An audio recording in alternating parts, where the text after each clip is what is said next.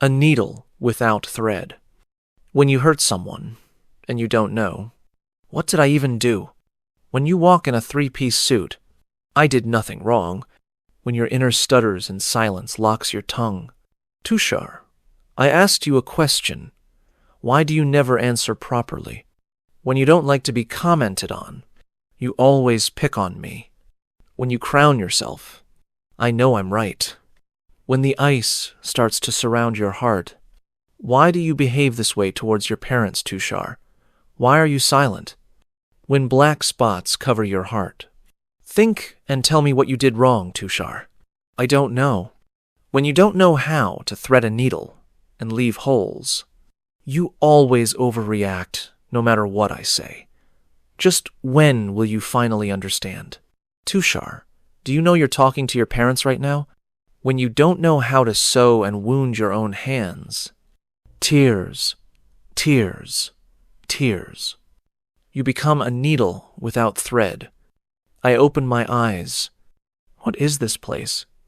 I get up. There's so much greenery, bright blue sky, and fruity trees, but as I walk ahead, 9 cells block my way, each with a prisoner inside. What is happening? Huh? Now each prisoner gets out of their cell one by one and stands in front of me. They are all dressed in black from head to toe, and, strangely, there are 9 gray clouds on every person's head. Each is worse than the other. Our eyes lock, and all of them point their finger at me, as if I'm the boss of the sinners. But why? As I begin to wonder, we suddenly get teleported inside a different dimension. Everything feels harsh and chilly. Words are floating everywhere. My hand moves on its own, as if it's possessed, and grabs one of them. I roll my eyes and look down at my hand with the word. It says, Prisoner No. 1, 2, 3, 4, 5, 6, 7, 8, 9. My neck feels itchy, suddenly. It is a leash surrounding my neck. I feel like I'm being pulled, so I look back. It's the prisoners.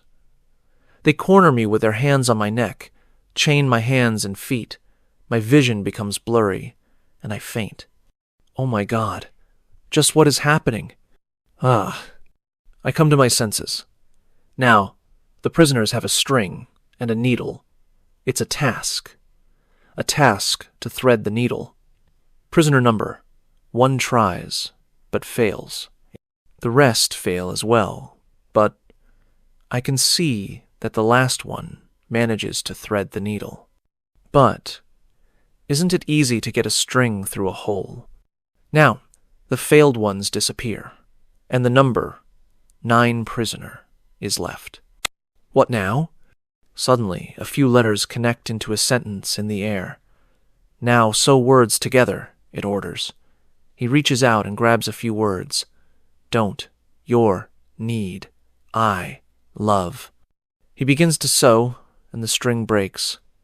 I see a person standing on the opposite side of him, very tall, with a flower crown on his head. A petal turns black and withers away. The prisoner continues to try, and try. I turn my head towards the flower-crowned person. Only 1 petal is left, and, strangely, his height has decreased as well. I look back at the prisoner. He's sewing a few words again. Hate, go, hate, away. The last petal turns black and withers, and his height decreases to that of a broken pencil. The prisoner shatters and disappears.